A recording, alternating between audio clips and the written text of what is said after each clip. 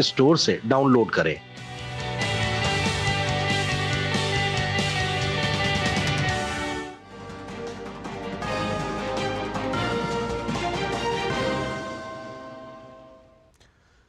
नमस्कार, आप देख रहे हैं डीडी न्यूज। आपके साथ मैं हूं गौरव श्रीवास्तव। तो चलिए बुलेटिन की शुरुआत करते हैं, लेकिन सबसे पहले नजर इस वक्त की हेडलाइंस पर। जम्मू कश्मीर की सुरक्षा समीक्षा बैठक में केंद्रीय गृह मंत्री अमित शाह ने दिए सख्त निर्देश। शांति और स्थिरता की रक्षा को बताया सर्वोच्च प्राथमिकता। अमरनाथ यात्रा को लेकर भी की सुरक्षा समीक्षा। तीर्थयात्रियों की सुरक्षा सुनिश्चित करने का दिया निर्देश।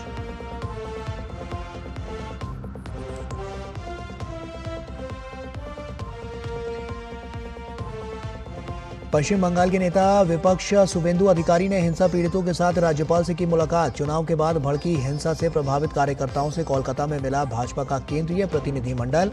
भाजपा कार्यालय के बाहर संदिग्ध वस्तु मिलने से हड़कंप।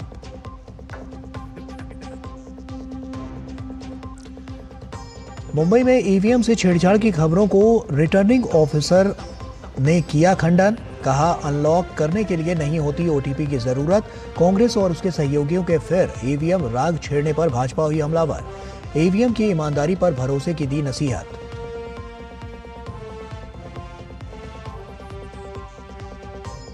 दिल्ली में पानी पर सियासत जारी। जल मंत्री आतिशी ने जताई आशंका, पाइपलाइन लीकेज के पीछे है साजिश। दिल्ली पुलिस को लिखा पत्र, केंद्रीय जल मंत्री से भी लगाई गुहार। भाजपा ने किया मटका फोड़ प्रदर्शन। कहा, जिम्मेदारियों से भाग रही है केजरीवाल सरकार।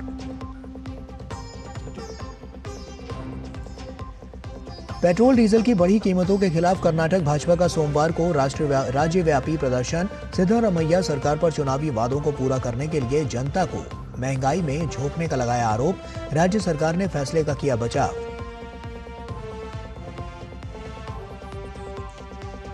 पूरे होने के करीब पहुंचा Udhampur Srinagar Baramulla rail link project. Sangaldan से रियासी तक ट्रेन का पहला सफल ट्रायल। विश्व के सबसे ऊंचे रेल पुल पर दौड़ा बिजली का इंजन। रेल मंत्री अश्विनी वैष्णव ने साझा की ऐतिहासिक तस्वीरें।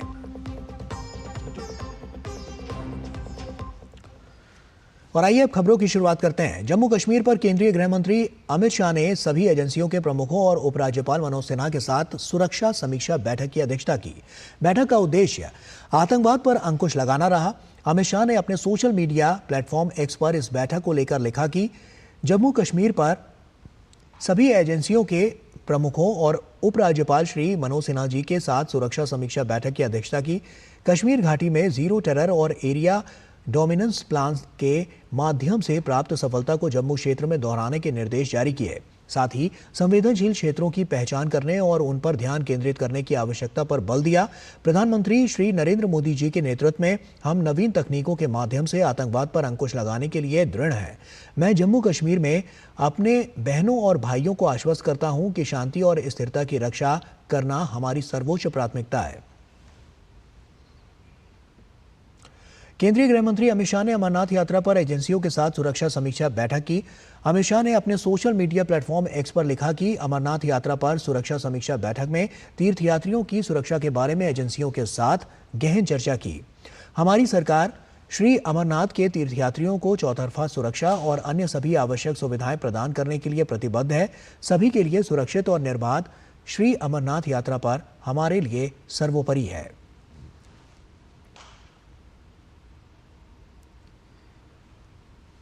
पश्चिम बंगाल के नेता प्रतिपक्ष शुभेंदु अधिकारी ने चुनाव के बाद हुई हिंसा के पीड़ितों के साथ राज्यपाल सीवी आनंद बोस से मुलाकात की।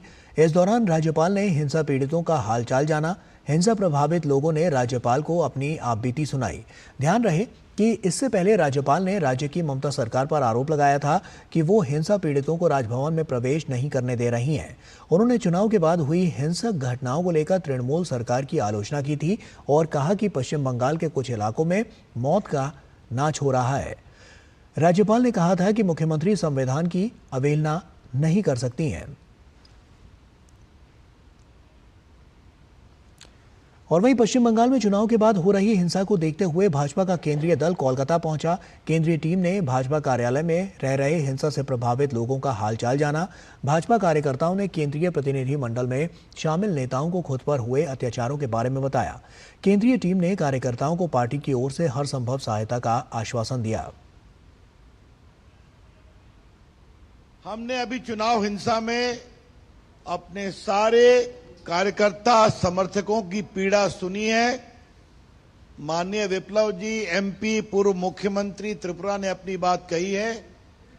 ममता जी, आपके राज्य में क्या हो रहा है कि लोग मतदान के बाद अपने घर नहीं जा सकते?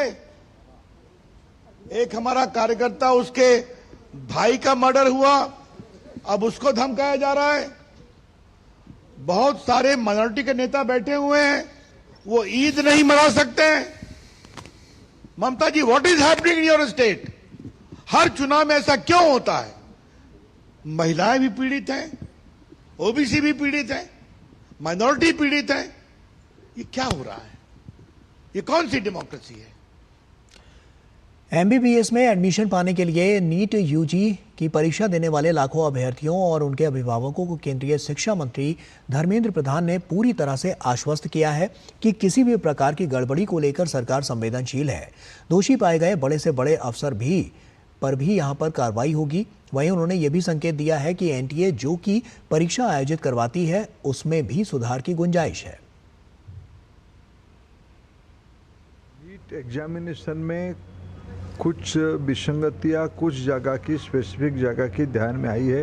सरकार उसकी सुधार की काम पे लगी है। जहां जहां इस प्रकार की गड़बड़ियों की सूचना पुख्ता जानकारी के साथ अभी मिल रहा है, उस पर स्पेसिफिक कार्रवाई भी कोर्ट की संज्ञान में रखते हुए सुप्रीम कोर्ट ने सारा विषय को एक नज़र रखी है। कोर्ट की निगरानी में सारा विषय को किया जा रहा है। नीट जैसे महत्वपूर्ण परीक्षा 100% पारदर्शी हो, ये हम उसके लिए कमिटेड है, सरकार उसके लिए प्रतिबद्ध है। उसमें जो भी गड़बड़ी में दोषी पाए जाएंगे, वो एनटीए भी हो तो भी उसको बख्शा नहीं जाएगा। उस पर कड़ी से कड़ी कार्रवाई की जाएगी, शीघ्र ही की जाएगी। मैं स्टूडेंट्स को आश्वस्त करना चाहता हूं। और वहीं देश में 18वीं लोकसभा चुनावों के नतीजे 4 जून को घोषित हुए। कांग्रेस और इंडी गठबंधन के खाते में अच्छी सीटें आई। उस वक्त विपक्ष ने ईवीएम को लेकर कोई सवाल नहीं उठाए, लेकिन एक मामला मुंबई उत्तर पश्चिम लोकसभा सीट का है, जहां शिवसेना शिंदे गुट के नवनिर्वाचित सांसद रविंद्र वायकर के चुनावी नतीजों को लेकर विपक्षी दलों ने ईवीएम को कटघरे में खड़ा करने की कोशिश की। दरअसल मामला 4 जून का ही है। जब मतगणना हो रही थी तब रविंद्र वायकर के रिश्तेदार मंगेश पंडेलकर पर मोबाइल का इस्तेमाल केंद्र के अंदर किए जाने की खबरें हैं। उन पर तथाकथित रूप से आरोप लगे हैं कि उन्होंने मोबाइल फोन का इस्तेमाल ईवीएम मशीन को अनलॉक करने वाले ओटीपी जनरेट करने के लिए किया था। वनराई पुलिस ने मंगेश पंडेलकर और चुनाव आयोग के मतदान कर्मी दिनेश गुरव पर मामला दर्ज कर CTPC 41A के तहत नोटिस भेजा और मोबाइल को फॉरेंसिक लैब भेजा है। इस पूरे मामले पर मुंबई सब अर्बन क्षेत्र की रिटर्निंग ऑफिसर ने जानकारी दी है कि ओटीपी और ईवीएम से जुड़ी सभी खबरें आधारहीन हैं। ईवीएम को अनलॉक करने के लिए किसी भी प्रकार के ओटीपी की प्रक्रिया ही नहीं है। ईवीएम पूरी तरह से सुरक्षित है। कोई अनलॉकिंग के लिए ओटीपी नहीं आता है। ईवीएम ये एक स्टैंड अलोन डिवाइस है, उसमें कोई वायर्ड और वायरलेस कम्युनिकेशन का कोई प्रोविजन है ही नहीं। सो जो न्यूज है वो गलत न्यूज है और किसी भी आधारहीन न्यूज है without any verification. In fact, other day some reporter from Midday, I think the same one who has, I tried explaining him that it is no way related, कि मोबाइल से कुछ नहीं होता है। इट्स जो counting procedure होता है वो रिजल्ट सेक्शन में प्रेस जो बटन होता है रिजल्ट बटन, वो प्रेस करने के बाद ही डिस्प्ले होता है। और वो पोल डे को जब ईवीएम सील होता है तब पोलिंग एजेंट्स भी होते हैं काफी, और काउंटिंग के दिन भी जब रिजल्ट सेक्शन प्रेस होता है काउंटिंग एजेंट्स होते हैं। सो इलेक्शन कमीशन के अपनी एक प्रोसीजर है, सेट सिस्टम ऑफ प्रोसीजर है, प्रोटोकॉल्स है, वो पूरी तरह से फॉलो करके ही ये काउंटिंग हुआ है। दरअसल मुंबई उत्तर पश्चिम लोकसभा सीट से रविंद्र वायकर ने शिवसेना उद्धव ठाकरे गुट और महाविकास आघाड़ी के उम्मीदवार अमोल कीर्तिकर को महज 48 वोट से हराया था। इस सीट पर पहले कीर्तिकर को 1 वोट से विजयी घोषित किया गया था, लेकिन रीकाउंटिंग करने पर वायकर 48 वोट से जीत गए। उसके बाद ईवीएम पर इस प्रकार के आरोप सामने आए। इस बीच शिंदे गुट के नेता संजय निरुपम ने कहा है कि हार पचा नहीं पा रहे हैं अमोल कीर्तिकर। उत्तर पश्चिम मुंबई लोकसभा क्षेत्र के जो हारे हुए उम्मीदवार हैं श्री कीर्तिकर जी, वो 4 जून के बाद से ही अपनी हार पचा नहीं पा रहे हैं और लगातार वो जीते हुए उम्मीदवार रविंद्र वायकर के खिलाफ दुष्प्रचार में लगे हुए हैं। पुलिस केस भी हुआ है और इसकी छानबीन भी हो रही है। पुलिस केस किसी भी शिकायत पर हो सकती है और पुलिस की जिम्मेदारी बनती है छानबीन करने की, लेकिन जो तकनीकी सच्चाई है उसको भी जानने की आवश्यकता है। सुप्रीम कोर्ट के आदेश में साफ साफ लिखा हुआ है कि ईवीएम मशीन को मोबाइल से हैक नहीं किया जा सकता, मोबाइल से ऑपरेट नहीं किया जा सकता। मतलब कोई ईवीएम मशीन मोबाइल से कनेक्ट हो ही नहीं सकता, तो मोबाइल पर ओटीपी ईवीएम मशीन भेज ही नहीं सकता। तो ये पूरी जानकारी गलत है। और कांग्रेस व अन्य प्रतिपक्ष के नेताओं द्वारा उठाए जा रहे सवालों पर भाजपा नेता रविशंकर प्रसाद ने कहा कि ईवीएम के आने से बैलेट की छीना झपटी वाला युग का अंत हो चुका है। पार्टी की संख्या बढ़ी है ना, ईवीएम ने काम किया है ना, तो अभी तक इतने दिन के बाद अब ईवीएम पर फिर दोषारोपण कर रहे हैं, तो इसका मतलब अपनी सारी जीत को खुद नकार रहे हैं। चाहे यूपी की जीत हो या बाकी की जीत हो या उनकी रायबरेली की जीत हो, क्या मतलब है इसका? कहीं तो विश्वास करना पड़ेगा। और हमें पूरा यकीन है कि ईवीएम के कारण जो बैलेट पेपर की छीना झपटी हिंसा होती थी उसमें कमी आई है, जल्द रिजल्ट आता है। तो मुझे लगता है कि इस पर विश्वास करना चाहिए और ईवीएम ने दिखा दिया है कि वो ईमानदारी से काम करता है और जनता के मतों का प्रकटीकरण भी ईमानदारी से होता है। उपराष्ट्रपति जगदीप धनखड़ ने संसद भवन परिसर में नवनिर्मित प्रेरणा स्थल का लोकार्पण किया। इस अवसर पर 17वीं लोकसभा के अध्यक्ष ओम बिरला, राज्यसभा के उपसभापति हरिवंश, संसदीय कार्य मंत्री किरेन रिजिजू, सूचना एवं प्रसारण मंत्री अश्विनी वैष्णव और सूचना एवं प्रसारण राज्य मंत्री डॉक्टर एल मुरुगन भी मौजूद थे। इस प्रेरणा स्थल में 15 महान विभूतियों और वीर सेनानियों की प्रतिमाएं स्थापित की गई हैं। इनमें महात्मा गांधी, बाबा साहब भीमराव अंबेडकर, महाराणा प्रताप, छत्रपति शिवाजी महाराज और महात्मा ज्योतिबा फुले की विशाल प्रतिमाएं शामिल हैं। यहाँ सभी प्रतिमाएं संसद भवन परिसर के अलग अलग हिस्सों में लगी हुई थीं, लेकिन अब इन्हें एक जगह स्थापित कर दिया गया है। इस पहल से लोगों को इनके दर्शन करने में आसानी होगी, साथ ही युवाओं को इन महान विभूतियों के जीवन से प्रेरणा मिलेगी। स्थान है जो हर भारतीय के लिए तीर्थ स्थल से कम नहीं होगा। इस सोच को मैं बहुत ही प्रशंसनीय कार्य मानता हूँ। एक जगह महापुरुषों का दर्शन हो जाए, उनके विचार, उनका व्यक्तित्व कितना हमें प्रभावित कर सकता है, ये मैंने आकर यहाँ देखा है। हमारे महापुरुषों की जितनी कदर हम करें वो कम है। आज का दिन उसी कड़ी के अंदर प्रेरणादायक भी है, सदा यादगार भी रहेगा। और उत्तर प्रदेश के ऊर्जा मंत्री ए.के. शर्मा ने कहा कि प्रदेश में प्रतिदिन 30,000 मेगावाट से ज्यादा बिजली की आपूर्ति की जा रही है। ये देश में सबसे अधिक है। ऊर्जा मंत्री से खास बातचीत की हमारे संवाददाता विकास सिंह ने। भीषण गर्मी पड़ रही है, लेकिन उत्तर प्रदेश में बिजली की डिमांड बढ़ने के साथ ऊर्जा विभाग के द्वारा एक इतिहास रचा गया है। 30,000 मेगावाट से ज़्यादा सप्लाई की गई है। हमारे साथ बातचीत करने के लिए ऊर्जा मंत्री स्वयं मौजूद हैं। आपका स्वागत है दूरदर्शन के साथ। उत्तर प्रदेश ने एक बार इतिहास रचा है सप्लाई को लेकर बिजली की। किस तरीके से देखते हैं, कितना बड़ा अचीवमेंट है ये उत्तर प्रदेश के लिए? आपका बहुत बहुत धन्यवाद। आपने सही कहा कि वर्तमान में जो हम आपूर्ति कर रहे हैं 30,600 मेगावाट से ऊपर की, लगभग 700 मेगावाट, 30,700 मेगावाट के आसपास, वो उत्तर प्रदेश के इतिहास में सर्वाधिक है। इतना ही नहीं, पूरे देश में किसी भी राज्य के इतिहास में सर्वाधिक है। पिछले 7 सालों में हम लोगों ने लगभग 1.25 लाख नए मजरों का विद्युतीकरण किया है, जिन मजरों में बिजली का न खंभा देखा गया था, न तार देखा गया था और न ही बिजली का बल्ब जलते हुए देखा गया था। तो इस प्रकार व्याप बढ़ा है। हर गांव, हर शहर, हर मजरे, हर कस्बे में हम बिजली दे रहे हैं। हर सड़क में, हर संस्थान में हम बिजली दे रहे हैं। तो 24 घंटा बिजली देने के लिए पूरा जो बिजली का उत्पादन या उसके पीछे का जो पूरा व्यवस्थापन है, उसको भी हमने सुचारू रूप से किया है। ग्रामीण क्षेत्रों के लिए क्या कुछ नई कोई कार्य योजना है उनको राहत देने के लिए, खासतौर से हमारे किसान जिन को? लाखों किसानों को हमने पिछले 2 सालों में नए नलकूपों के कनेक्शन दिए हैं। किसानों की बिजली 1 अप्रैल 2023 से हमने संपूर्ण रूप से माफ़ किया हुआ है। चाहे वो ग्रामीण क्षेत्र का किसान हो, चाहे शहरी क्षेत्र का किसान हो, उसको 1 पैसा भी अब अपने नलकूप के, ट्यूबवेल के, सिंचाई के कनेक्शन के लिए देने की आवश्यकता नहीं है। उपभोक्ताओं को लगातार बिजली मिलती रहे और सस्ती मिलती रहे, इसके लिए क्या कुछ सरकार सोच रही है? मैं आश्वस्त करना चाहूँगा कि मैं आपको 24 घंटे बिजली देने के लिए हमारा पूरा विभाग प्रतिबद्ध है, कटिबद्ध है। हमारा पूरा प्रयास है कि आपको निरंतर और निर्बाध बिजली दी जाए। साथ ही इस निर्बाध बिजली की आपूर्ति में जो लोग समस्या पैदा करते हैं, कटिया लगाने वालों को, चोरी करने वालों को, मैं सावधान और सजग भी करना चाहूँगा कि आपके खिलाफ कड़ी से कड़ी कार्रवाई की जाएगी, पुलिस कार्रवाई की जाएगी, FIR किया जाएगा, आपको जेल भिजवाने का भी प्रबंध किया जाएगा। अगर आप निर्दोष नागरिकों को बिजली पहुंचाने में किसी भी प्रकार से दिक्कत पैदा करेंगे तो आपके खिलाफ सख्त से सख्त कार्रवाई की जाएगी। तो ये थे ऊर्जा मंत्री A.K. शर्मा जी, जो बता रहे थे प्रदेश सरकार लगातार काम कर रही है। ऊर्जा विभाग के द्वारा लोगों को राहत पहुँचाने के लिए बड़े कदम उठाए जा रहे हैं। विकास Singh, DD news, Lucknow.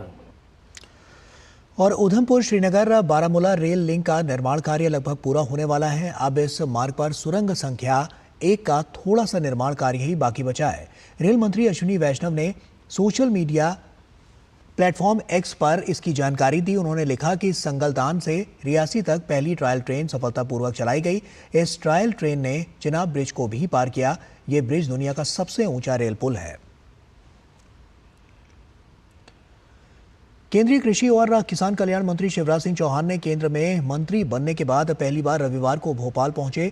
Train में सफर के दौरान हमारे संवाददाता आदित्य श्रीवास्तव से बातचीत में शिवराज सिंह चौहान ने कहा कि खेती को लाभ का धंधा बनाना मोदी सरकार की प्राथमिकता है। उसे दिन रात परिश्रम कर पूरा करेंगे।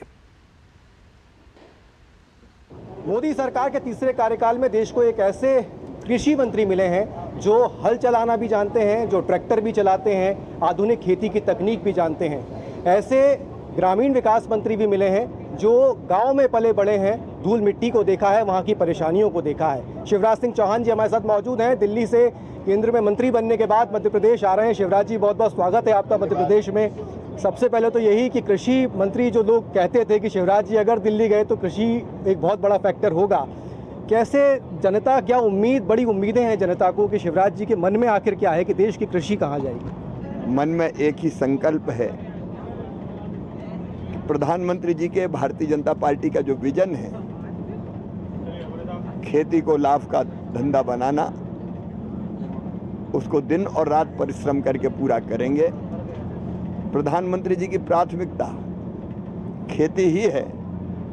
उसने तीसरी बार प्रधानमंत्री बनने के बाद उनने सबसे पहले कोई फैसला किया तो वो था किसानों के खाते में किसान सम्मान निधि को अंतरित करने का फैसला। और मुझे कहते हुए प्रसन्नता है किसान भाइयों से कि 18 जून को काशी से प्रधानमंत्री श्रीमान नरेंद्र मोदी जी देश के 9 करोड़ से ज़्यादा किसानों के खाते में लगभग 20,000 करोड़ रुपया डालेंगे। शिवराज जी, देश $5 ट्रिलियन इकोनॉमी की तरफ आगे बढ़ रहा है। आपने कहा कि कृषि देश की अर्थव्यवस्था की बहुत बड़ी रीढ़ है। कैसे, क्या लक्ष्य होगा आपका कि कैसे उस लक्ष्य को पाने में कृषि योगदान देगा? इरिगेटेड इलाका बढ़ाना, इरिगेशन पे प्रधानमंत्री जी ने एक नहीं अनेकों, अब तो रिवर लिंकिंग का कार्यक्रम चल रहा है। कैन और बेतवा जैसी नदियाँ जोड़ने के अभियान, और उसके साथ उन्नत तकनीक का उपयोग करते हुए उत्पादन बढ़ाने की कोशिश। डिजिटल कृषि की तरफ अब भारत बढ़ेगा। उसके साथ लगातार शोध और अनुसंधान, रिसर्च करते हुए कैसे पर हेक्टर यील्ड बढ़े, इसके प्रयत्न करना। ई नाम जैसी व्यवस्था से किसान को प्रतिस्पर्धात्मक रेट मिले, ठीक मूल्य मिले, इसके प्रयत्न करना। अनेकों चीज़ें हैं जिस पर हम काम करें। आपके सपने का गांव क्या होना चाहिए जो अब आप बनाने की ओर आगे बढ़े? गांव को सब तरह से कनेक्टिविटी, सड़क कनेक्टिविटी, पीने का स्वच्छ पानी, आंतरिक रोड, स्वच्छता की व्यवस्था, गरीबों के पक्के मकान और मकान में भी बाकी सारी सुविधाएं, वहाँ रसोई गैस का कनेक्शन हो, वहाँ टॉयलेट हो, वहाँ पीने का पानी हो, तो पूरा खाका पहले से ही तैयार है, जिस पर 10 साल से लगातार काम चल रहा है। मुझे खुशी है कि प्रधानमंत्री जी ने एक और बड़ा फैसला किया है, सरकार ने फैसला लिया है कि 3 करोड़ गरीबों के घर बनाए जाएंगे। उनमें से 2 करोड़ से ज़्यादा ग्रामीण क्षेत्रों में जो छूट गए हैं प्रधानमंत्री आवास योजना से, उनके घर बनाए जाएंगे। बहुत शुक्रिया शिवराज सिंह चौहान जी, हमसे बातचीत के लिए। देश के कृषि और ग्रामीण विकास मंत्री शिवराज सिंह चौहान जी हमारे साथ मौजूद थे। केंद्र में मंत्री बनने के बाद भोपाल आ रहे हैं, मध्य प्रदेश पहुंच रहे हैं और भव्य स्वागत जगह जगह उनका हर जगह किया जा रहा है। कैमरामैन विजय शर्मा के साथ आदित्य श्रीवास्तव, डीडी न्यूज़, भोपाल। भारतीय न्याय संहिता 2023 के तहत भारत की आपराधिक न्याय प्रणाली में महत्वपूर्ण बदलाव किया गया है, जिसमें व्यभिचार को अपराध मानने वाले लिंग तटस्थ प्रावधान और सिफारिशें भी शामिल हैं। ये नए कानून 1 जुलाई 2024 से प्रभावी हो जाएंगे। इस नए कानून के तहत आज हम बात करेंगे भारतीय नागरिक सुरक्षा संहिता 2023 के तहत विचाराधीन कैदियों को न्याय दिलाने के लिए किए गए प्रावधानों की। कैदियों को न्याय दिलाने का रास्ता सुगम बनाने के लिए भारतीय नागरिक सुरक्षा संहिता 2023 में व्यापक प्रावधान किए गए हैं। इसके तहत विचाराधीन कैदियों को न्याय दिलाने और जेलों में भीड़भाड़ को कम करने के लिए कई महत्वपूर्ण बदलाव किए गए हैं, जैसे हिरासत का बोझ कम करना। इसके तहत पहले किसी अपराध के लिए दोषी नहीं ठहराए गए अपराधी को निर्धारित सजा की 1/3 सजा काटने के बाद जमानत पर रिहा करने का प्रावधान है। इसका मकसद पुनर्वास का मार्ग प्रशस्त करना और अनावश्यक हिरासत अवधि को कम करना है। इस कानून के तहत एक अन्य महत्वपूर्ण बदलाव ये किया गया है कि अब अपराधी की जमानत के लिए आवेदन करने की जिम्मेदारी उस जेल अधीक्षक की होगी जहां आरोपी बंद है। यह योग्य कैदियों के लिए कानूनी अधिकार सुनिश्चित करने के साथ ही न्याय प्रणाली में एक क्रांतिकारी बदलाव है। भारतीय नागरिक सुरक्षा संहिता 2023 के कई फायदे हैं।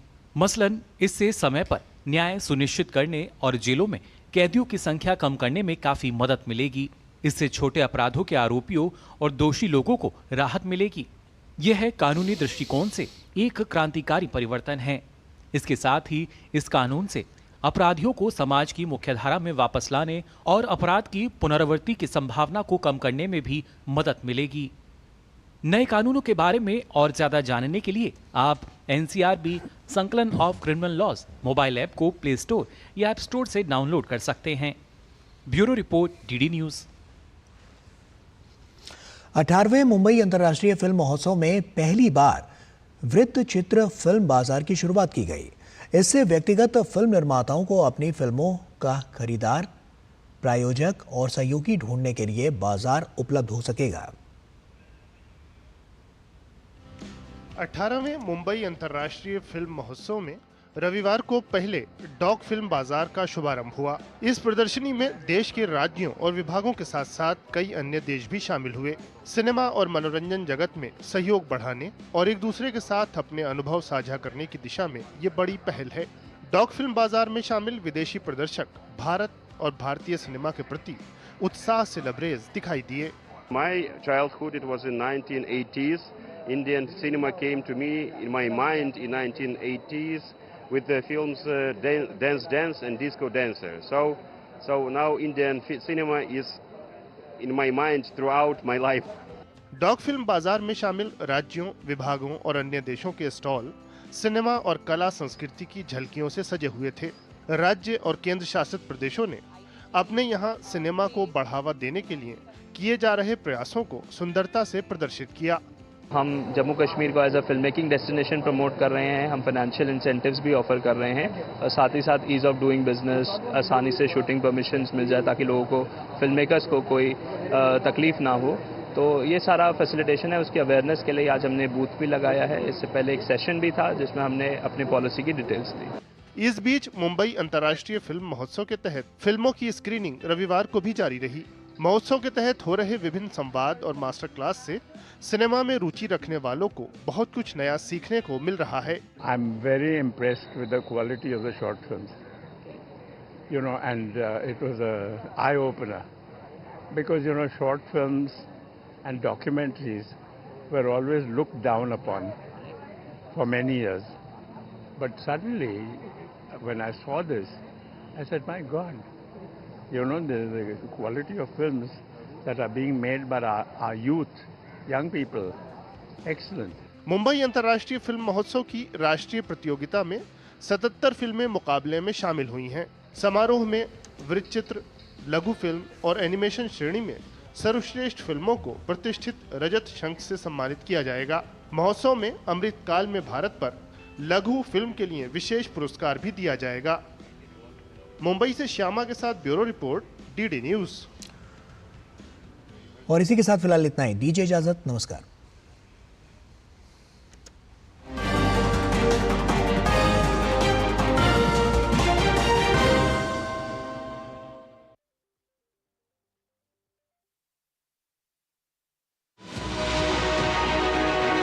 आपराधिक न्याय प्रणाली में सुधार के लिए क्रांतिकारी कदम। 1 जुलाई से लागू हो रहे हैं 3 नए आपराधिक कानून। औपनिवेशक काल के काले कानूनों से देश को मिलेगी मुक्ति। आईपीसी, सीआरपीसी और साक्ष्य अधिनियम की जगह लागू होंगे नए कानून। क्या है इन कानूनों में नए प्रावधान? कैसे होगी इनसे जनता के हितों की रक्षा? देखिए डीडी न्यूज का विशेष कार्यक्रम नए भारत के नए कानून, हर शनिवार और रविवार रात 9 बजे सिर्फ डीडी न्यूज पर।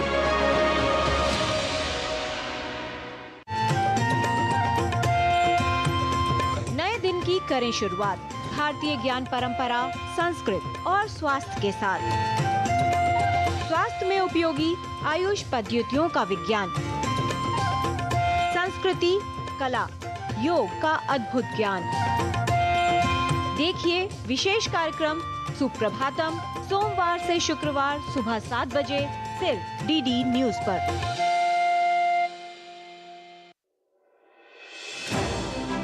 भरोसा सिर्फ तेजी से नहीं, बना है सटीक खबरों से। दावे नहीं, दिखाते हैं तथ्य, दिखावा नहीं, चुनते हैं सच। दस्तक सनसनी की नहीं, खबरों की देते हैं हम। यही है रिश्ता आपका हमारा, बना है अटूट भरोसा वर्षों की मेहनत से। डीडी न्यूज, भरोसा सच का। ये भरोसा और हो रहा है गहरा, क्योंकि आपका अपना चैनल अब है नए तेवर और नए कलेवर में।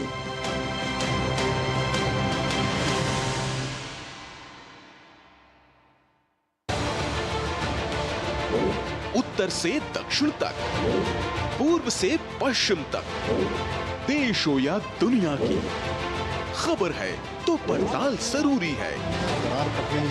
देखिए हमारे साथ मेरे पीछे भारत की सबसे एजेंडा भारत का रहा है और किस तरह से एक नई शुरुआत इस वक्त लोगों को अगर स्वरोजगार से आपने तो इसमें सोमवार से शुक्रवार दोपहर 3 बजे सिर्फ डीडी न्यूज पर।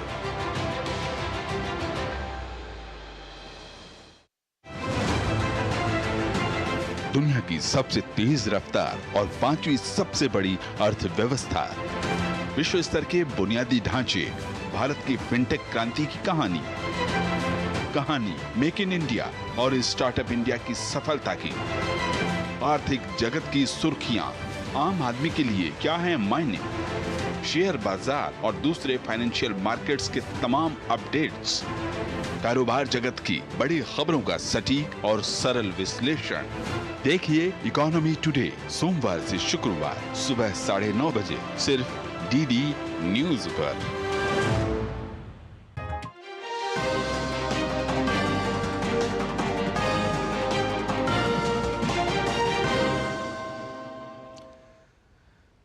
नमस्कार, आप देख रहे हैं डीडी न्यूज, आपके साथ मैं हूं गौरव श्रीवास्तव। तो चलिए बुलेटिन की शुरुआत करते हैं, लेकिन सबसे पहले नजर इस वक्त की हेडलाइंस पर। जम्मू कश्मीर की सुरक्षा समीक्षा बैठक में केंद्रीय गृह मंत्री अमित शाह ने दिए सख्त निर्देश। शांति और स्थिरता की रक्षा को बताया सर्वोच्च प्राथमिकता। अमरनाथ यात्रा को लेकर भी सुरक्षा समीक्षा, तीर्थयात्रियों की सुरक्षा सुनिश्चित करने का दिया निर्देश।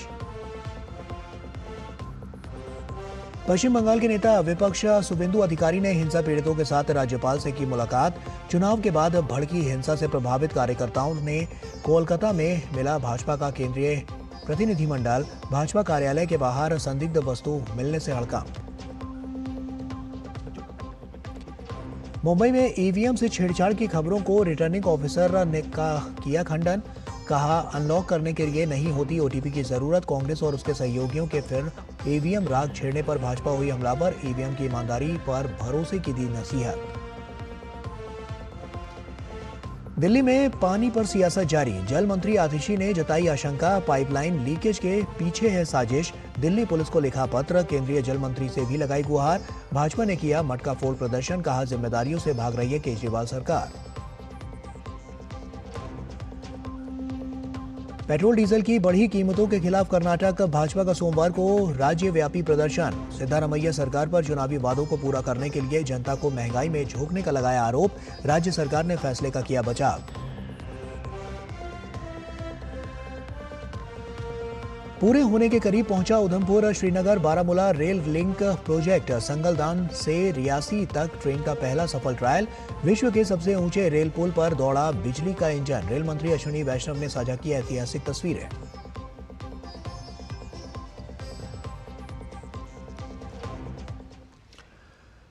और आइए अब खबरों की शुरुआत करते हैं। जम्मू कश्मीर पर केंद्रीय गृह मंत्री अमित शाह ने सभी एजेंसियों के प्रमुखों और उपराज्यपाल मनोज सिन्हा के साथ सुरक्षा समीक्षा बैठक की अध्यक्षता की। बैठक का उद्देश्य आतंकवाद पर अंकुश लगाना रहा। अमित शाह ने अपने सोशल मीडिया प्लेटफॉर्म एक्स पर इस बैठक को लेकर लिखा कि जम्मू कश्मीर पर सभी एजेंसियों के प्रमुखों और उपराज्यपाल श्री मनोज सिन्हा जी के साथ सुरक्षा समीक्षा बैठक की अध्यक्षता की। कश्मीर घाटी में जीरो टेरर और एरिया डोमिनेंस प्लान के माध्यम से प्राप्त सफलता को जम्मू क्षेत्र में दोहराने के निर्देश जारी किए। साथ ही संवेदनशील क्षेत्रों की पहचान करने और उन पर ध्यान केंद्रित करने की आवश्यकता पर बल दिया। प्रधानमंत्री श्री नरेंद्र मोदी जी के नेतृत्व में हम नवीन तकनीकों के माध्यम से आतंकवाद पर अंकुश लगाने के लिए दृढ़ हैं। मैं जम्मू कश्मीर में अपने बहनों और भाइयों को आश्वस्त करता हूं कि शांति और स्थिरता की रक्षा करना हमारी सर्वोच्च प्राथमिकता है। केंद्रीय गृह मंत्री अमित शाह ने अमरनाथ यात्रा पर एजेंसियों के साथ सुरक्षा समीक्षा बैठक की। अमित शाह ने अपने सोशल मीडिया प्लेटफॉर्म एक्स पर लिखा कि अमरनाथ यात्रा पर सुरक्षा समीक्षा बैठक के तीर्थयात्रियों की सुरक्षा के बारे में एजेंसियों के साथ गहन चर्चा की। हमारी सरकार श्री अमरनाथ के तीर्थयात्रियों को चौतरफा सुरक्षा और अन्य सभी आवश्यक सुविधाएं प्रदान करने के लिए प्रतिबद्ध है। सभी के लिए सुरक्षित और निर्बाध श्री अमरनाथ यात्रा हमारे लिए सर्वोपरि है।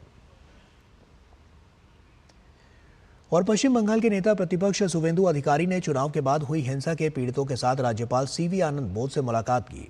इस दौरान राज्यपाल ने हिंसा पीड़ितों का हालचाल जाना। हिंसा प्रभावित लोगों ने राज्यपाल को अपनी आपबीती सुनाई।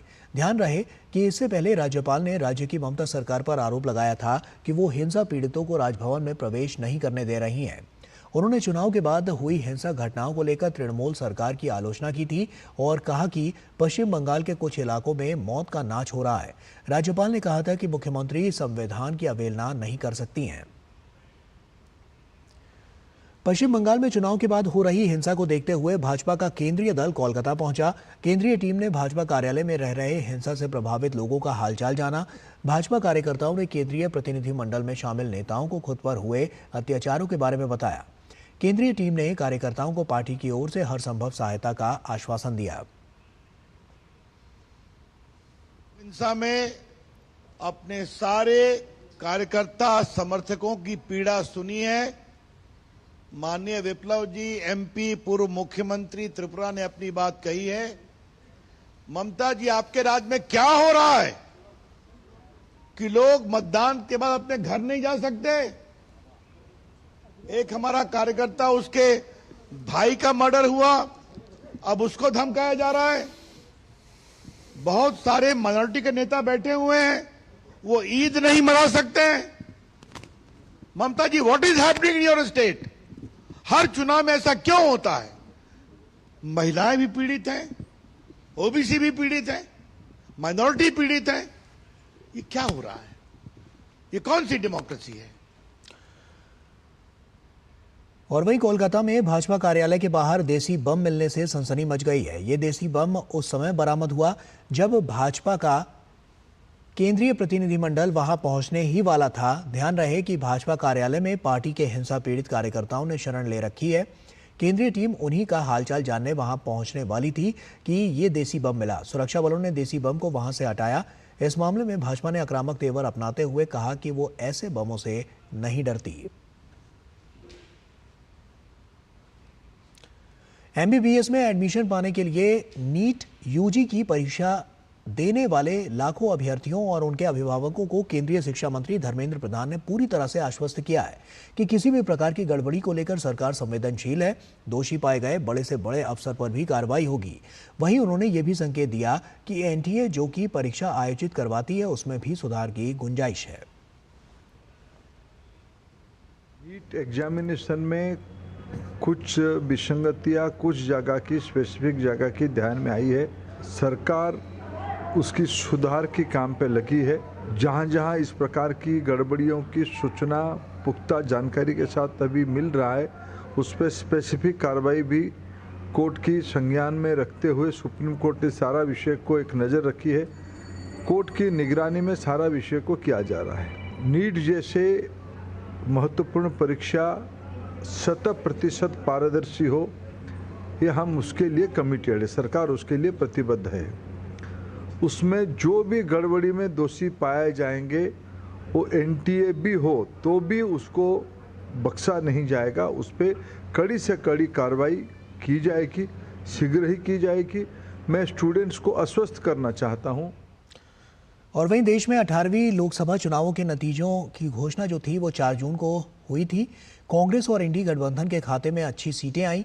उस वक्त विपक्ष ने ईवीएम को लेकर कोई सवाल नहीं उठाए, लेकिन एक मामला मुंबई उत्तर पश्चिम लोकसभा सीट का है, जहां शिवसेना शिंदे गुट के नवनिर्वाचित सांसद रविंद्र वाइकर के चुनावी नतीजों को लेकर विपक्षी दलों ने ईवीएम को कटघरे में खड़ा करने की कोशिश की। दरअसल मामला 4 जून का ही है। जब मतगणना हो रही थी तब रविंद्र वाइकर के रिश्तेदार मंगेश पंडेलकर पर मोबाइल का इस्तेमाल केंद्र के अंदर किए जाने की खबरें हैं। उन पर तथाकथित रूप से आरोप लगे हैं कि उन्होंने मोबाइल फोन का इस्तेमाल ईवीएम मशीन को अनलॉक करने वाले ओटीपी जनरेट करने के लिए किया था। वनराई पुलिस ने मंगेश पंडेलकर और चुनाव आयोग के मतदान कर्मी दिनेश गुरव पर मामला दर्ज कर सीटीपीसी 41A के तहत नोटिस भेजा और मोबाइल को फॉरेंसिक लैब भेजा। इस पूरे मामले पर मुंबई सब अर्बन क्षेत्र में रिटर्निंग ऑफिसर ने जानकारी दी है कि ओटीपी और ईवीएम से जुड़ी सभी खबरें आधारहीन हैं। ईवीएम को अनलॉक करने के लिए किसी भी प्रकार के ओटीपी की प्रक्रिया ही नहीं है। ईवीएम पूरी तरह से सुरक्षित है। नहीं आता है। ईवीएम ये एक स्टैंड अलोन डिवाइस है, उसमें कोई वायर्ड और वायरलेस कम्युनिकेशन का कोई प्रोविजन है ही नहीं। सो जो न्यूज़ है वो गलत न्यूज़ है और किसी भी आधारहीन न्यूज़ है without any verification. In fact, other day some reporter from Midday, I think the same one who has, I tried explaining him that it is no way related, कि मोबाइल से कुछ नहीं होता है। इट्स जो counting procedure होता है वो रिजल्ट सेक्शन में प्रेस जो बटन होता है रिजल्ट बटन वो प्रेस करने के बाद ही डिस्प्ले होता है और वो पोल डे को जब ईवीएम सील होता है तब पोलिंग एजेंट्स भी होते हैं काफी, और काउंटिंग के दिन भी जब रिजल्ट सेक्शन प्रेस होता है काउंटिंग एजेंट्स होते हैं। सो इलेक्शन कमीशन के अपनी एक प्रोसीजर है, सेट सिस्टम ऑफ प्रोसीजर है, प्रोटोकॉल्स है, वो पूरी तरह से फॉलो करके ही ये काउंटिंग हुआ है। दरअसल मुंबई उत्तर पश्चिम लोकसभा सीट से रविंद्र वाइकर ने शिवसेना उद्धव ठाकरे गुट और महाविकास अघाड़ी के उम्मीदवार अमोल कीर्तिकर को महज 48 वोट से हराया था। इस सीट पर पहले कीर्तिकर को 1 वोट से विजयी घोषित किया गया था, लेकिन रिकाउंटिंग करने पर वाइकर 48 वोट से जीत गए। उसके बाद ईवीएम पर इस प्रकार के आरोप सामने आए। इस बीच शिंदे गुट के नेता संजय निरुपम ने कहा कि हार पचा नहीं पा रहे हैं अमोल कीर्तिकर। पश्चिम मुंबई लोकसभा क्षेत्र के जो हारे हुए उम्मीदवार हैं श्री कीर्तिकर जी, वो 4 जून के बाद से ही अपनी हार पचा नहीं पा रहे हैं और लगातार वो जीते हुए उम्मीदवार रविंद्र वाइकर के खिलाफ दुष्प्रचार में लगे हुए हैं। पुलिस केस भी हुआ है और इसकी छानबीन भी हो रही है। पुलिस केस किसी भी शिकायत पर हो सकती है और पुलिस की जिम्मेदारी बनती है छानबीन करने की, लेकिन जो तकनीकी सच्चाई है उसको भी जानने की आवश्यकता है। सुप्रीम कोर्ट के आदेश में साफ साफ लिखा हुआ है कि ईवीएम मशीन को मोबाइल से हैक नहीं किया जा सकता, मोबाइल से ऑपरेट नहीं किया जा सकता। मतलब कोई ईवीएम मशीन मोबाइल से कनेक्ट हो ही नहीं सकता, तो मोबाइल पर ओटीपी ईवीएम मशीन भेज ही नहीं सकता। तो ये पूरी जानकारी गलत है। कांग्रेस व अन्य प्रतिपक्ष के नेताओं द्वारा उठाए जा रहे सवालों पर भाजपा नेता रविशंकर प्रसाद ने कहा कि ईवीएम के आने से बैलेट की छीना झपटी वाला युग का अंत हो चुका है। पार्टी की संख्या बढ़ी है ना, ईवीएम ने काम किया है ना, तो अभी तक इतने दिन के बाद अब ईवीएम पर फिर दोषारोपण कर रहे हैं, तो इसका मतलब अपनी सारी जीत को खुद नकार रहे हैं। चाहे यूपी की जीत हो या बाकी की जीत हो या उनकी रायबरेली की जीत हो, क्या मतलब है इसका? कहीं तो विश्वास करना पड़ेगा। और हमें पूरा यकीन है कि ईवीएम के कारण जो बैलेट पेपर की छीना झपटी हिंसा होती थी उसमें कमी आई है, जल्द रिजल्ट आता है। तो मुझे लगता है कि इस पर विश्वास करना चाहिए। और ईवीएम ने दिखा दिया है कि वो ईमानदारी से काम करता है और जनता के मतों का प्रकटीकरण भी ईमानदारी से होता है। उपराष्ट्रपति जगदीप धनखड़ ने संसद भवन परिसर में नवनिर्मित प्रेरणा स्थल का लोकार्पण किया। इस अवसर पर 17वीं लोकसभा के अध्यक्ष ओम बिरला, राज्यसभा के उपसभापति हरिवंश, संसदीय कार्य मंत्री किरेन रिजिजू, सूचना एवं प्रसारण मंत्री अश्विनी वैष्णव और सूचना एवं प्रसारण राज्य मंत्री डॉक्टर एल मुरुगन भी मौजूद थे। इस प्रेरणा स्थल में 15 महान विभूतियों और वीर सेनानियों की प्रतिमाएं स्थापित की गई हैं। इनमें महात्मा गांधी, बाबा साहब भीमराव अम्बेडकर, महाराणा प्रताप, छत्रपति शिवाजी महाराज और महात्मा ज्योतिबा फुले की विशाल प्रतिमाएं शामिल हैं। ये सभी प्रतिमाएं संसद भवन परिसर के अलग अलग हिस्सों में लगी थीं, लेकिन अब इन्हें एक जगह स्थापित कर दिया गया है। इस पहल से लोगों को इनके दर्शन करने में आसानी होगी, साथ ही युवाओं को इन महान विभूतियों के जीवन से प्रेरणा मिलेगी। ऐसा स्थान है जो हर भारतीय के लिए तीर्थ स्थल से कम नहीं होगा। इस सोच को मैं बहुत ही प्रशंसनीय कार्य मानता हूँ। एक जगह महापुरुषों का दर्शन हो जाए, उनके विचार, उनका व्यक्तित्व कितना हमें प्रभावित कर सकता है, ये मैंने आकर यहाँ देखा है। हमारे महापुरुषों की जितनी कदर हम करें वो कम है। आज का दिन उसी कड़ी के अंदर प्रेरणादायक भी है, सदा यादगार भी रहेगा। उधमपुर श्रीनगर बारामूला रेल लिंक का निर्माण कार्य लगभग पूरा होने वाला है। अब इस मार्ग पर सुरंग संख्या 1 का थोड़ा सा निर्माण कार्य ही बाकी बचा है। रेल मंत्री अश्विनी वैष्णव ने सोशल मीडिया प्लेटफॉर्म एक्स पर इसकी जानकारी दी। उन्होंने लिखा कि संगलदान से रियासी तक पहली ट्रायल ट्रेन सफलतापूर्वक चलाई गई। इस ट्रायल ट्रेन ने चिनाब ब्रिज को भी पार किया। यह ब्रिज दुनिया का सबसे ऊंचा रेल पुल है। और केंद्रीय कृषि और किसान कल्याण मंत्री शिवराज सिंह चौहान केंद्र में मंत्री बनने के बाद पहली बार रविवार को भोपाल पहुंचे। ट्रेन में सफर के दौरान हमारे संवाददाता आदित्य श्रीवास्तव से बातचीत में शिवराज सिंह चौहान ने कहा कि खेती को लाभ का धंधा बनाना मोदी सरकार की प्राथमिकता है। मोदी सरकार के तीसरे कार्यकाल में देश को एक ऐसे कृषि मंत्री मिले हैं जो हल चलाना भी जानते हैं, जो ट्रैक्टर भी चलाते हैं, आधुनिक खेती की तकनीक भी जानते हैं। ऐसे ग्रामीण विकास मंत्री भी मिले हैं जो गांव में पले बड़े हैं, धूल मिट्टी को देखा है, वहां की परेशानियों को देखा है। शिवराज सिंह चौहान जी हमारे साथ मौजूद हैं। दिल्ली से केंद्र में मंत्री बनने के बाद मध्य प्रदेश आ रहे हैं। शिवराज जी, बहुत बहुत स्वागत है आपका मध्य प्रदेश में। सबसे पहले तो यही कि कृषि मंत्री, जो लोग कहते थे कि शिवराज जी अगर दिल्ली गए तो कृषि एक बहुत बड़ा फैक्टर होगा, कैसे जनता, क्या बड़ी उम्मीदें हैं जनता को कि शिवराज जी के मन में आखिर क्या है कि देश की कृषि कहाँ जाएगी? मन में एक ही संकल्प है कि प्रधानमंत्री जी के भारतीय जनता पार्टी का जो विजन है, खेती को लाभ का धंधा बनाना, उसको दिन और रात परिश्रम करके पूरा करेंगे। प्रधानमंत्री जी की प्राथमिकता खेती ही है। उसने तीसरी बार प्रधानमंत्री बनने के बाद उनने सबसे पहले कोई फैसला किया तो वो था किसानों के खाते में किसान सम्मान निधि को अंतरित करने का फैसला।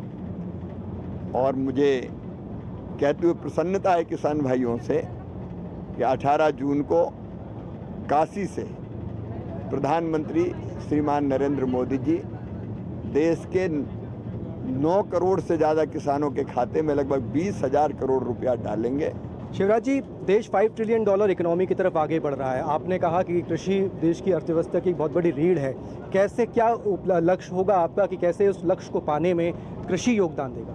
इरिगेटेड इलाका बढ़ाना, इरिगेशन पे प्रधानमंत्री जी ने एक नहीं अनेकों, अब तो रिवर लिंकिंग का कार्यक्रम चल रहा है। कैन और बेतवा जैसी नदियाँ जोड़ने के अभियान और उसके साथ उन्नत तकनीक का उपयोग करते हुए उत्पादन बढ़ाने की कोशिश, डिजिटल कृषि की तरफ अब भारत बढ़ेगा। उसके साथ लगातार शोध और अनुसंधान, रिसर्च करते हुए कैसे पर हेक्टर यील्ड बढ़े, इसके प्रयत्न करना। ई नाम जैसी व्यवस्था से किसान को प्रतिस्पर्धात्मक रेट मिले, ठीक मूल्य मिले, इसके प्रयत्न करना। अनेकों चीज़ें हैं जिस पर हम काम करें। आपके सपने का गांव क्या होना चाहिए जो अब आप बनाने की ओर आगे बढ़े? गांव को सब तरह से कनेक्टिविटी, सड़क कनेक्टिविटी, पीने का स्वच्छ पानी, आंतरिक रोड, स्वच्छता की व्यवस्था, गरीबों के पक्के मकान और मकान में भी बाकी सारी सुविधाएं, वहाँ रसोई गैस का कनेक्शन हो, वहाँ टॉयलेट हो, वहाँ पीने का पानी हो। तो पूरा खाका पहले से ही तैयार है, जिस पर 10 साल से लगातार काम चल रहा है। मुझे खुशी है कि प्रधानमंत्री जी ने एक और बड़ा फैसला किया है, सरकार ने फैसला लिया है कि 3 करोड़ गरीबों के घर बनाए जाएंगे। उनमें से 2 करोड़ से ज़्यादा ग्रामीण क्षेत्रों में जो छूट गए हैं प्रधानमंत्री आवास योजना से, उनके घर बनाए जाएंगे। बहुत शुक्रिया शिवराज सिंह चौहान जी, हमसे बातचीत के लिए। देश के कृषि और ग्रामीण विकास मंत्री शिवराज सिंह चौहान जी हमारे साथ मौजूद थे। केंद्र में मंत्री बनने के बाद भोपाल आ रहे हैं, मध्य प्रदेश पहुंच रहे हैं और भव्य स्वागत जगह जगह उनका हर जगह किया जा रहा है। कैमरामैन विजय शर्मा के साथ आदित्य श्रीवास्तव, डीडी न्यूज़, भोपाल। और भारतीय न्याय संहिता 2023 के तहत भारत की आपराधिक न्याय प्रणाली में महत्वपूर्ण बदलाव किया गया है, जिसमें व्यभिचार को अपराध मानने वाले लिंग तटस्थ प्रावधान और सिफारिशें भी शामिल हैं। ये नए कानून 1 जुलाई 2024 से प्रभावी हो जाएंगे। कैदियों को न्याय दिलाने का रास्ता सुगम बनाने के लिए भारतीय नागरिक सुरक्षा संहिता 2023 में व्यापक प्रावधान किए गए हैं। इसके तहत विचाराधीन कैदियों को न्याय दिलाने और जेलों में भीड़भाड़ को कम करने के लिए कई महत्वपूर्ण बदलाव किए गए हैं, जैसे हिरासत का बोझ कम करना। इसके तहत पहले किसी अपराध के लिए दोषी नहीं ठहराए गए अपराधी को निर्धारित सजा की 1/3 सजा काटने के बाद जमानत पर रिहा करने का प्रावधान है। इसका मकसद पुनर्वास का मार्ग प्रशस्त करना और अनावश्यक हिरासत अवधि को कम करना है। इस कानून के तहत एक अन्य महत्वपूर्ण बदलाव ये किया गया है कि अब अपराधी की जमानत के लिए आवेदन करने की जिम्मेदारी उस जेल अधीक्षक की होगी जहां आरोपी बंद है। यह योग्य कैदियों के लिए कानूनी अधिकार सुनिश्चित करने के साथ ही न्याय प्रणाली में एक क्रांतिकारी बदलाव है। भारतीय नागरिक सुरक्षा संहिता 2023 के कई फायदे हैं। मसलन इससे समय पर न्याय सुनिश्चित करने और जेलों में कैदियों की संख्या कम करने में काफी मदद मिलेगी। इससे छोटे अपराधों के आरोपियों और दोषी लोगों को राहत मिलेगी। यह कानूनी दृष्टिकोण से एक क्रांतिकारी परिवर्तन है। इसके साथ ही इस कानून से अपराधियों को समाज की मुख्यधारा में वापस लाने और अपराध की पुनरावृत्ति की संभावना को कम करने में भी मदद मिलेगी। नए कानूनों के बारे में और ज्यादा जानने के लिए आप एनसीआरबी संकलन of criminal laws mobile app को प्ले स्टोर या ऐप स्टोर से डाउनलोड कर सकते हैं। Bureau report, DD news. Karnataka सरकार के पेट्रोल डीजल के दाम बढ़ाए जाने के बाद बीजेपी सत्तारूढ़ दल कांग्रेस पर हमलावर हो चुकी है। बीजेपी ने कांग्रेस पर जनता के हितों को कुठाराघात करने का आरोप लगाया है। बीजेपी का कहना है कि जब सत्तारूढ़ दल कांग्रेस के राजनीतिक स्वार्थ की पूर्ति हो चुकी है तो अब वो मनमाने तरीके से काम कर रही है।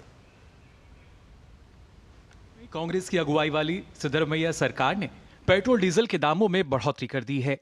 राज्य की जनता पर कांग्रेस की तरफ से ये महंगाई बम है।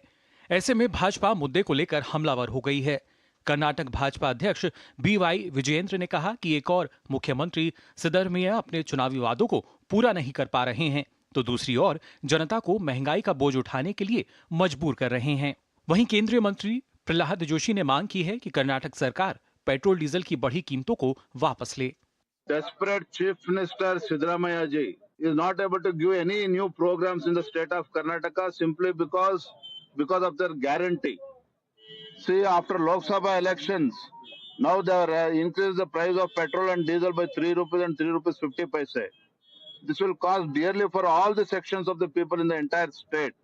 मोदी सरकार संवेदनशील के साथ ये प्राइस कंट्रोल में रखने के लिए बहुत ही कोशिश कर रहा है, लेकिन कर्नाटक सरकार ये दाम अचानक दोबारा बढ़ा दिया है। इसके परिणाम क्या होता है? हर एक एसेंशियल कमोडिटीज का दाम जो है, जो हम डेली यूज करते हैं, उसका दाम बढ़ेगा। राज्य सरकार ने पेट्रोल और डीजल पर कर्नाटक बिक्री कर की दरों को बढ़ा दिया है, जिसके बाद प्रदेश में ईंधन की कीमतें 3 रुपए अधिक बढ़ चुकी हैं। सरकार द्वारा बढ़ाए गए टैक्स की दरें तत्काल प्रभाव से लागू हो गई हैं। इसको लेकर शनिवार को एक अधिसूचना भी जारी की गई, जिसमें यह बताया गया कि पेट्रोल पर सेल टैक्स 25.92 से बढ़ाकर 29.84% कर दिया गया है, जबकि डीजल पर पहले 14.3% था, जो कि अब बढ़कर 18.4% हो गया है। इसका असर ये हुआ कि जिस पेट्रोल की कीमत प्रदेश में अब तक 99.83 रुपए थी, वो अब 102.85 रुपए हो गई है, जबकि डीजल 85.93 रुपए से बढ़कर 88.93 रुपए प्रति लीटर हो गया है। Petrol 3 rupees, diesel 3.5. Then imagine,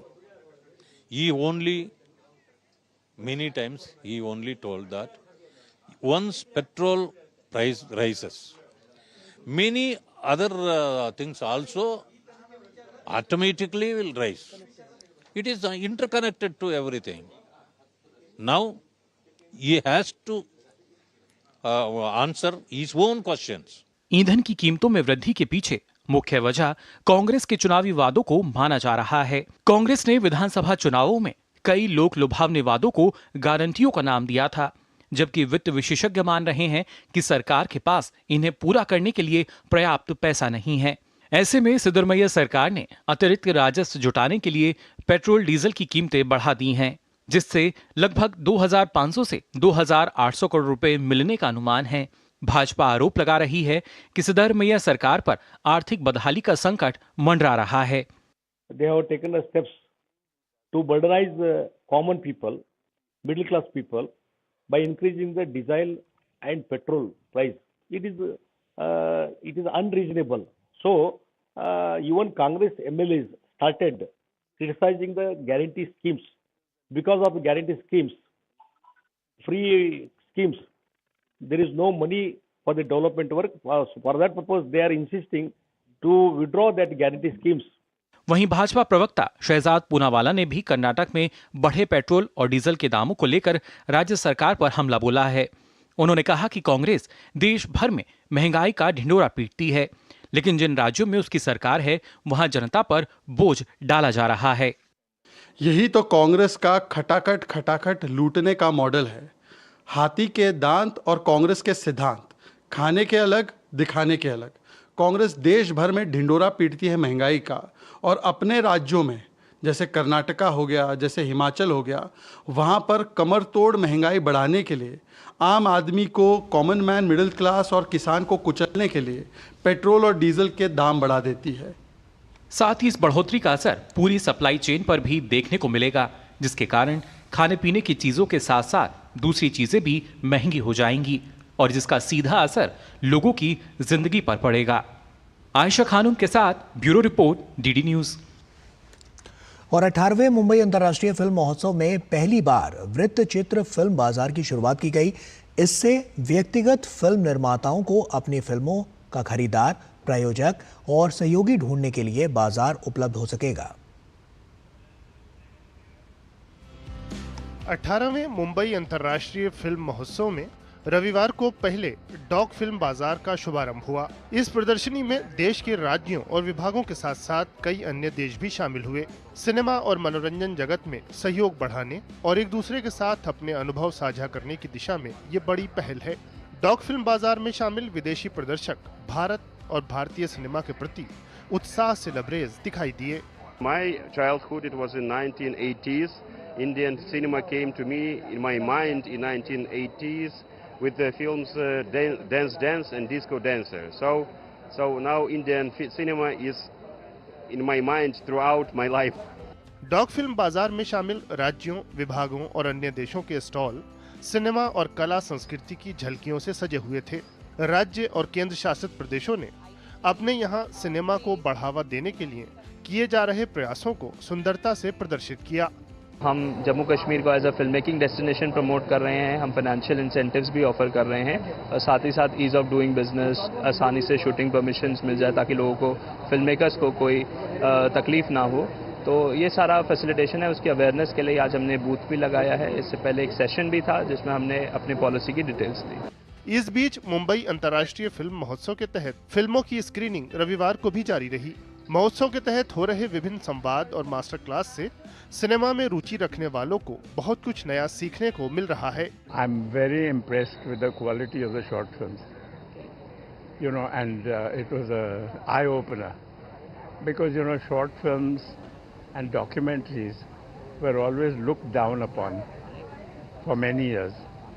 But suddenly, when I saw this, I said, my God, you know, the quality of films that are being made by our youth, young people, excellent. Mumbai अंतर्राष्ट्रीय फिल्म महोत्सव की राष्ट्रीय प्रतियोगिता में 77 फिल्में मुकाबले में शामिल हुई हैं। समारोह में वृत्तचित्र, लघु फिल्म और एनिमेशन श्रेणी में सर्वश्रेष्ठ फिल्मों को प्रतिष्ठित रजत शंख से सम्मानित किया जाएगा। महोत्सव में अमृतकाल में भारत पर लघु फिल्म के लिए विशेष पुरस्कार भी दिया जाएगा। मुंबई से श्यामा के साथ ब्यूरो रिपोर्ट, डीडी न्यूज। और इसी के साथ फिलहाल इतना ही। दीजिए इजाजत। नमस्कार।